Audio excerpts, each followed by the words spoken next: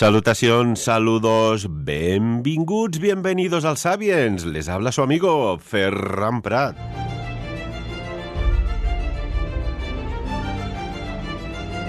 Los que venimos de otros tiempos, y ojo, que esto lo pongo así un poco entre comillas, lo que está acaeciendo en estos tiempos nos recuerda a aquellos tiempos y que cada uno saque sus propias conclusiones. Hoy vamos a hablar con una excelente persona, con un excelente profesional, además maestro de Reiki formado en Japón, que esto no está, como podríamos decir, al alcance de todo el mundo, y que vamos a hacer esa segunda parte que prometimos sobre cuando hablábamos la semana pasada de los Anunnaki. Saludamos a Joan Piquer. Joan, ¿qué tal? ¿Cómo estás? Y bienvenido. Hola, buenos días. Contento de estar aquí con todos vosotros. Muchas gracias por invitarme al programa y sorprendido por la buena acogida que tuvo el tema de la semana anterior de los Anunnakis, ya que hay muchas personas pues que les interesó el tema. Así que estoy un poco impresionado de que haya tanto interés sobre este tema y espero hoy dar una segunda parte satisfactoria para todos aquellos amantes de esta cuestión tan fascinante. Bueno, es que al final la lógica y el sentido común y el amor hacia el entendimiento nos tiene que dar las respuestas de cosas que hasta el momento,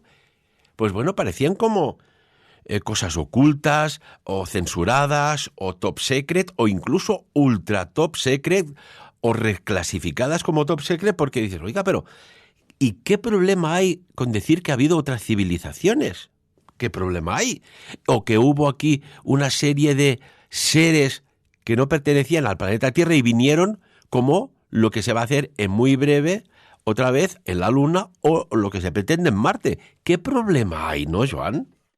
Bueno, el problema es que todo aquello que suene a pseudocientífico, pues siempre está mal visto, ¿no? Entonces, es como que hay cosas que todavía a día de hoy suenan como absurdas, o aquellas personas que dan el argumento, pues es como que ya quedan totalmente descalificados como malos profesionales. Pero bueno, en el programa anterior, sin ir más lejos, pues comentaba, ¿no? En una de mis últimas conversaciones, pues justamente hacía una semana que había comentado pues con una científica prestigiosa de Madrid, una mujer, además escritora, que coincidió que estábamos hablando pues de estos temas. Personalmente tuvimos un encuentro, compartimos un par de días juntos por cuestiones de trabajo y ella me contaba, ¿no? En los momentos que teníamos para charlar, compartimos la comida en varias ocasiones y ella, recuerdo, científica, prestigiosa, mujer escritora de edad avanzada de la Comunidad de Madrid, no voy a decir más, pues ella me hablaba, por ejemplo, del tema de los intraterrenos, de los extraterrestres y de la posible invasión pues de los grises, que sería una raza extraterrestre no muy lejano en el tiempo, o sea, bastante reciente, y que habían otras razas que nos protegieron de esta invasión para que el humano pues se siga sosteniendo en equilibrio. Entonces esto puede sonar como un disparate, ¿no? Hablando de razas no terrestres o, dicho claramente, extraterrestres. Entonces puede sonar un disparate, pero hay gente muy curtida y dentro de ese sector y de ese colectivo curtida o curtido, estamos hablando de científicos prestigiosos a nivel mundial. Pero claro, esto no lo pueden decir públicamente por lo que decimos. Ya tenemos ahí la otra oposición que descalifica a estos científicos que tienen argumentos sólidos. No son hipotéticos, sino son sólidos, basados en hechos y no en suposiciones. Pero claro, aunque hayan pruebas, pues es como que no sirve para nada, ¿no? O sea, estamos demostrando con pruebas y con hechos los argumentos que estamos diciendo y aún así pues se descalifica, se desvalora, se menosprecia, se rechaza y se censura. Ya no estamos hablando de nosotros, que no estamos dentro de la comunidad científica, estamos hablando de científicos de prestigio. Mira, permíteme explicar la anécdota, Joan. Yo no soy de caer en las provocaciones porque no forma parte de mi ecosistema de mental y emocional. Pero en una ocasión hice una conferencia ante, no sé si habían unas 3.000 personas, más o menos. Fue online y hablaba del tercer ojo. Y hubo, bueno, al final, pues lo típico, tú explicas, argumentas, tus descubrimientos, tus cositas, y después, pues permití que me hicieran preguntas. Bueno, bla, bla, bla, bla, bla. Y hubo un hombre muy incisivo, muy desagradable, muy tóxico, que quería hundir todo lo que yo expliqué. ¿Y sabes qué decía, Joan? Científicamente no probado. Exactamente. Esto no está demostrado científicamente, me dice señor Prat. Digo, mire, vamos a hacer un ejemplo, aprovechando pues los dotes de alta magia que uno conoce y tal. Digo, mire, tampoco está demostrado científicamente que mientras usted está en su consulta, porque usted es médico, ¿no? Me dice, sí. Digo, vale, vamos bien. Mientras está en su consulta, trabajando, su mujer está con otra persona en su hogar, en su casa. Esto tampoco está demostrado científicamente, que lo que le estoy diciendo. Tampoco está demostrado científicamente que usted dentro de unos meses va a sufrir una grave enfermedad derivada de lo que sea, y lo dije fino, en un desorden celular, que esto puede pasar en cualquier momento, cualquier persona. Digo, no está demostrado científicamente, como usted dice lo que yo estoy explicando sobre el tercer ojo, que tampoco está demostrado científicamente. Bueno, veremos dentro de un tiempo quién tiene más razón o no. Y ahí quedó, Joan, la conversa. El indignado y yo molesto porque digo, hago un esfuerzo para comunicar algo muy ancestral con datos muy interesantes, y al cabo de un tiempo una persona que estuvo en la conferencia contactó conmigo y me dice, oye, Ferran, ¿sabes de aquello que hablaste tal? Que hubo al final como una discusión muy acalorada entre tú y otra persona. Digo, sí, digo, lo recuerdo. Digo, muy desagradable, porque puedes decir las cosas de mil maneras o defendiendo lo que tú dices que no es verdad. Esto es una posibilidad. Pero con la historia que esto no está demostrado científicamente, usted está diciendo patrañas y mentiras. Dice, ¿sabes? Yo recuerdo que le dijiste algo sobre su mujer y sobre él. Digo, sí. Dice, ¿sabes qué ha sucedido? Digo, ¿qué? Dice, su mujer, mientras estaba en la consulta, tenía relaciones con otra mujer y un día no se encontró bien, algo, fue a casa y se encontró las dos allá en la cama. Digo, mira, escrito, ¿eh? Dice, y lo fuerte es que él tiene una enfermedad terminal. Digo, estaba escrito, o sea, solo capturé información en los registros acásicos suyos. Es que dice, ¿cómo puede ser esto? Digo, no está demostrado científicamente. Joan, es que a veces las provocaciones pasa esto, ¿no? Que dices verdades en el tiempo venidero. Exacto, o sea, y no hay explicación. Entonces, o de momento no la podemos dar. De momento no podemos dar una explicación científica, aunque cada vez estamos más cerca, ¿no?, de dar una explicación científica a todo, gracias al tema de física cuántica, por ejemplo. Pero ya estamos en un tiempo de la humanidad que estas cosas ya se tendrían que respetar, sobre todo pues temas como, ya no hablamos de esto que puede parecer como muy esotérico, ¿no? La fantástica historia que acabas de contar puede parecer como muy rara, bueno, muy rara, pero es una realidad. Pero si hablamos, por ejemplo, de temas como la homeopatía, por ejemplo, todavía hoy en día tenemos una gran lucha para que la homeopatía se acepte en nuestro sistema sanitario, cuando, por ejemplo, en otras zonas del mundo ya es algo más que demostrado. Yo, por ejemplo, soy consumidor de homeopatía, sobre todo en primavera, que me da un poquito de alergia, me tomo unas bolitas y la alergia desaparece. Entonces, y claro, científicamente, si miramos qué es la homeopatía, es azúcar, no hay nada. Pero la dilución del componente que lleva es lo que provoca un efecto, y eso ya está más que demostrado. Además, esto lo creó un médico alemán, pero aún así tenemos oposición con temas tan demostrados en el cuerpo, no científicamente, sino en el cuerpo, que funcionan. Y esto es lo mismo. O sea, lo que has contado, Ferran, es fantástico. Bueno, por un lado es una desgracia por lo que le pasó a este señor, pero es fantástico porque hiciste ahí una predicción basada en la lectura de los registros, la lectura del astral acertada. Entonces, ¿no es eso digno de estudio y digno de aprendizaje? Pues yo pienso que sí, desde luego. Además es un tema fascinante. Entonces, fijaos todavía qué atraso tan grande, que aún tenemos oposición por parte del mundo en el que vivimos con estos temas tan buenos. Y tanto que sí. Mira, ya que hablabas de la homeopatía, ¿no? Oiga, si la acupuntura funciona, como es que no está dentro de los sistemas sanitarios conocidos, también es otro tema que dices, ¿cómo puede ser? Y la gente tiene que ir a consultas extra sanitarias oficiales, por decirlo de alguna manera, a realizarse acupuntura, que es una técnica milenaria que está más que testada, ¿no? Hay cosas curiosas, y tan curiosas como cuando hablabas de los grises, Joan. Claro, yo recuerdo también en una conferencia una persona que hablaba de extraterrestres y tal, igual, y mencionó los grises, ¿no?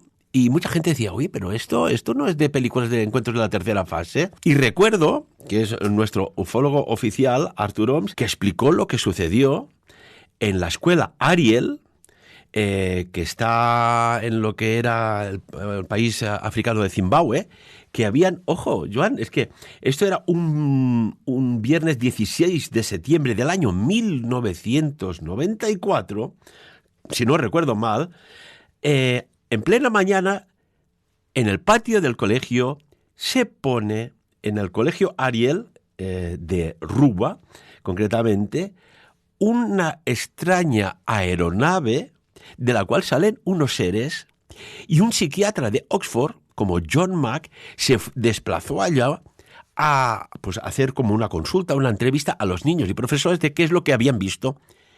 Todos, absolutamente todos, los que vieron lo que había acaecido y aterrizado en el jardín, vieron unos seres chiquitines de 1,5 metros, con unos ojos negros en forma almendrada, sin lo que podríamos decir una ropa, sino que eran así de un tono grisáceo. Oiga, hay una prueba más que evidente de niños y niñas que no sabían que eran extraterrestres grises, los vieron junto con profesores, Joan. Esto es impactante y claro, tampoco está demostrado científicamente que fue... Oiga, pues sí, tampoco está demostrado científicamente muchas cosas, pero esto es un dato real y lo investigó un psiquiatra de Oxford. ¿De Oxford? Si no recuerdo mal, psiquiatra de Oxford, creo que sí. John Mack. Sí, sí, sí. Además es una raza que curiosamente es la que más testimonios tiene de que la han visto. Pues, lamentablemente es una raza no favorable para el humano, porque siempre se dice que los grises pues quieren nuestra energía, quieren nuestro cuerpo y nos necesitan para sobrevivir, parece ser. Por eso somos tan atractivos para ellos. Pero Mira, permíteme, Joan, solo un consejo, por el conocimiento que tengo sobre el tema. Si no quieren, las personas que nos escuchan, si no queréis tener un problema con los grises, hay un truco que los niños y niñas más chiquitines hacen, que se cogen como un osito de peluche y se lo ponen en el pecho.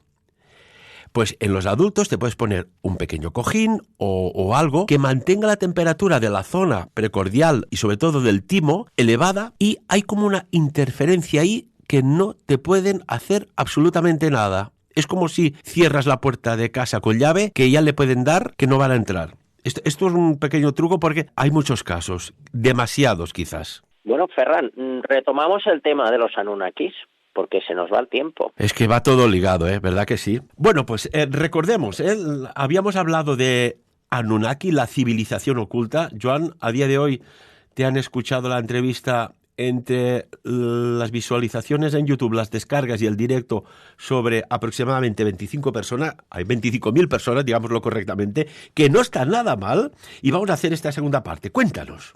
Vamos allá. A ver, recordamos, hacemos un preludio de lo que comentábamos en el programa anterior que ha tenido tanto éxito para la gente que no lo haya escuchado. Bueno, hablábamos de los Anunnakis que, ligándolo con los programas anteriores, tenía interés para nosotros porque se dice que son uno de los supuestos creadores de las pirámides de Egipto, de las cuales tanto hemos hablado en esta temporada. No solamente de las pirámides de Egipto, sino también se dice que los Anunnakis son los supuestos creadores del hombre. Hablábamos de los hijos de Anu, que también es así como se menciona a los Anunnakis, como una raza que vino a la Tierra en busca de oro hace unos 400.000 años. Hablábamos también en anteriores programas de una raza de más de 3 metros que se ha encontrado como posibles gigantes en la zona de Egipto, y es que estos gigantes también tienen relación si hablamos del fenómeno Anunnaki, ya que se dice que casualmente tienen esa medida de 3 metros. Entonces tendríamos ahí otra cosa que liga la historia de los gigantes con la historia de los Anunnakis y los creadores de las pirámides.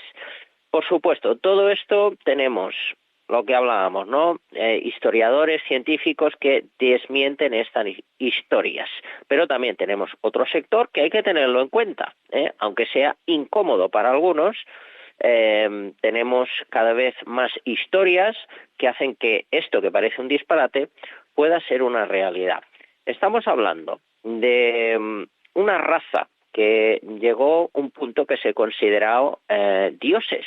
Entonces, los Anunnakis ya no hablamos solamente de una raza extraterrestre, sino como de una raza superior al hombre, ya que nosotros posiblemente venimos de ahí, de una construcción genética híbrida, y por eso se dice como esta raza, como si fuese una raza divina que viene de las estrellas, y dentro de esta raza divina incluso se dice que no es solamente un tipo, sino hay todo un sistema de orden, toda una jerarquía, que incluso se habla de hasta 600 dioses que cada uno tiene una función. Incluso se habla de 300 dioses que tienen funciones democráticas o celestes, y atención, porque también se habla de otros 300 dioses que podrían tener funciones para cosas más infernales.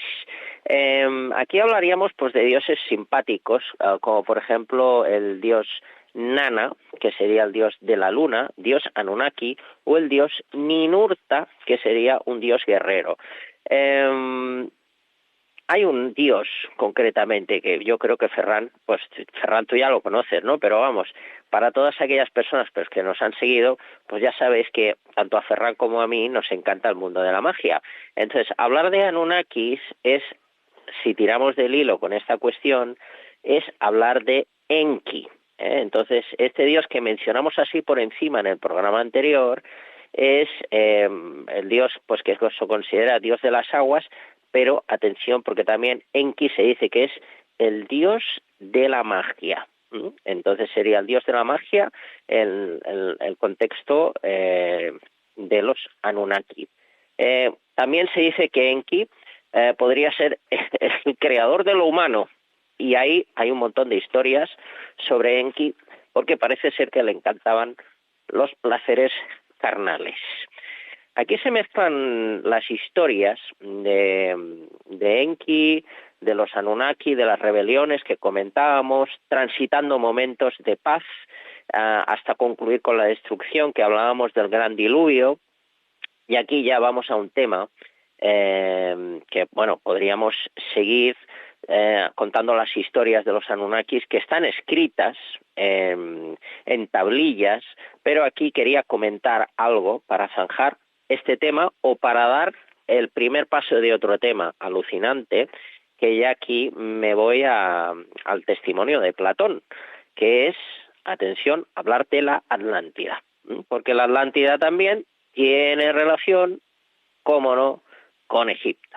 Entonces aquí quería comentaros que podemos vincular la historia de la Atlántida con los Anunnaki, porque también se dice que los atlantes podrían ser una raza anterior al humano que conocemos ahora.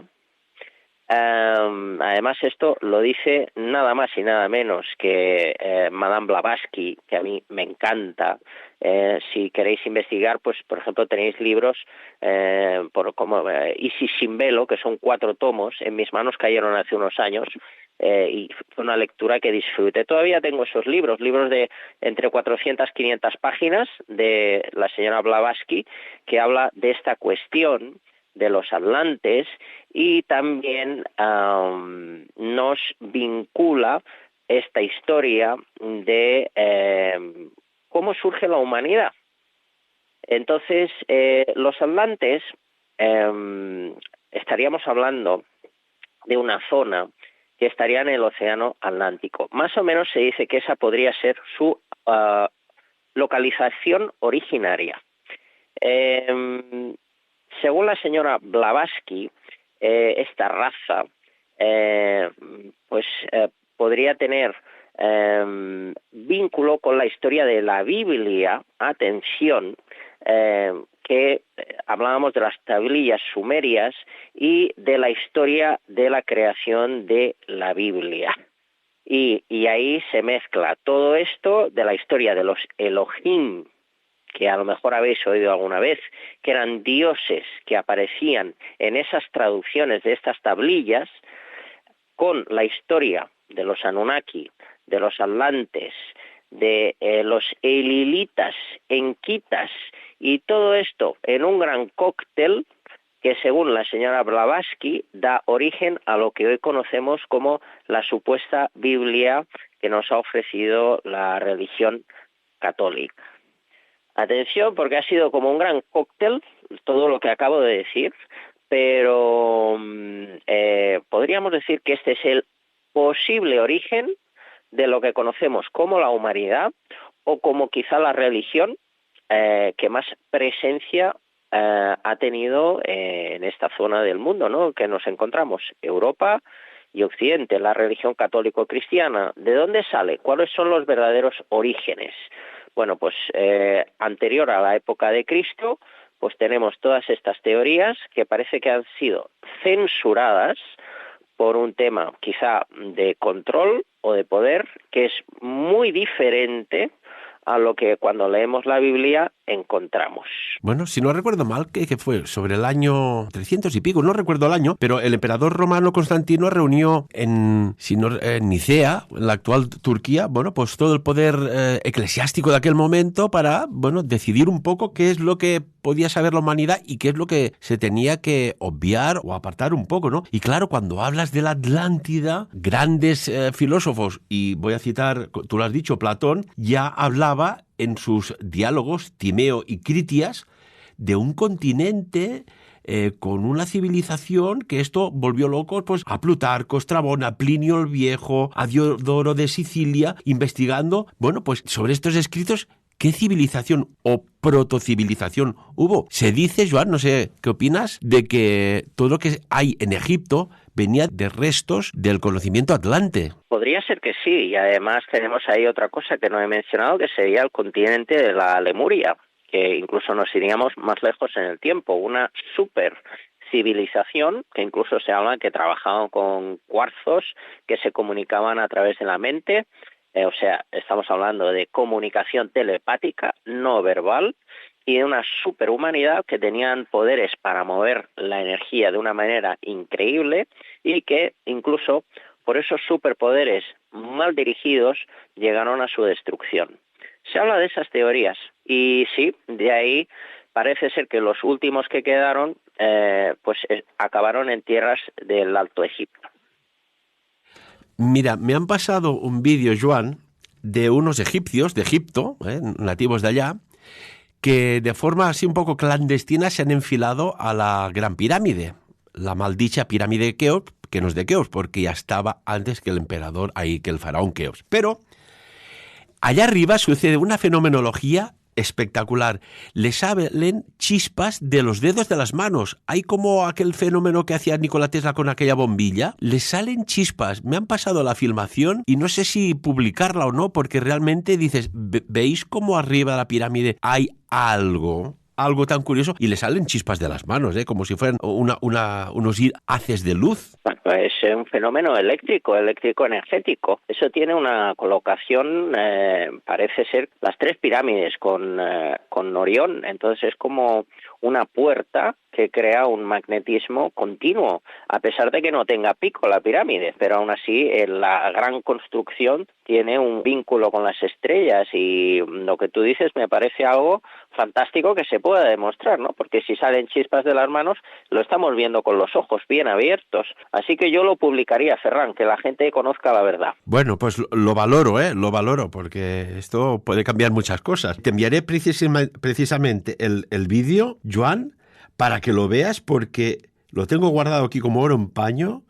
Primero que, ojo, esta gente que se han enfilado arriba de la pirámide, que esto es cárcel, esto es cárcel. Pero algo debían saber o debían querer comprobar y salen chispas de la mano. Míralo en el WhatsApp que te lo he enviado. Míralo mientras...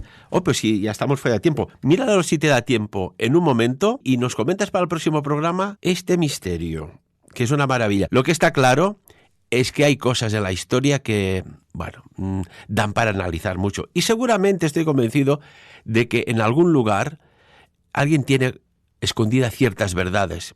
Y como toda verdad, no puede ser ocultada durante toda la vida o toda la historia, ¿no, Joan? Efectivamente, la historia se tendrá que volver a escribir algún día porque la mentira pues finalmente pierde poder y la verdad sale a la luz. Lo que pasa que a veces tarda mucho en el fenómeno para que esto ocurra, pero finalmente la verdad a veces se sabe. Bueno, solo hay que mirar la realidad que nos envuelve, ¿no? Hay estudios que ya catalogan los países los cuales son más mentirosos. Y, por ejemplo, está en el ranking China, la India, Brasil, con todo el respeto, que son países preciosos. Son los países que más mienten, seguidos de Japón y Corea del Sur. O sea, comemos, vivimos, nos envuelve la mentira. Si en pequeñas y grandes cosas, y esto lo vemos a nivel geopolítico, estratégico y tantas cosas más. Oiga, pero ¿qué civilización es esta? ¿Qué pasa aquí, Joan? Es el mundo de las apariencias, donde la gente ha tomado más el personaje que realmente el ser uno mismo. Entonces, ¿cuántas veces, Joan, te habrán dicho, cuando quieres compartir estos conocimientos ancestrales, uy, yo no quiero saber esto, no, uf, qué mal de cap, ¿no? Qué dolor de cabeza. Sí, es una pena, pero a veces la gente se siente muy cómoda, ¿no? En una posición que controla y que comprende. Y cuando hablamos de cosas que son excesivamente raras para la mente convencional, pues hay como un shock psicológico que no se puede soportar, porque la gente piensa que está cómoda y se siente segura en su realidad. Cuando muestras una realidad diferente, eso a veces incomoda. Y tanto que sí. Joan Piquer, como siempre, amigo, se nos voló el tiempo, pero muchísimas gracias y me gustaría un día hacer un programa sobre la Atlántida en profundidad, porque hay datos que vale la pena analizar. ¿Te parece? Me parece, acepto el reto. Repito, muchísimas gracias, Joan. Muchas gracias a ti y a todos nuestros queridos oyentes. Y amigos y amigas, como siempre de lo dicho aquí, sin querer convencer, y esto ya nos da una carta de entrada, sin querer convencer, que cada uno saque sus propias conclusiones.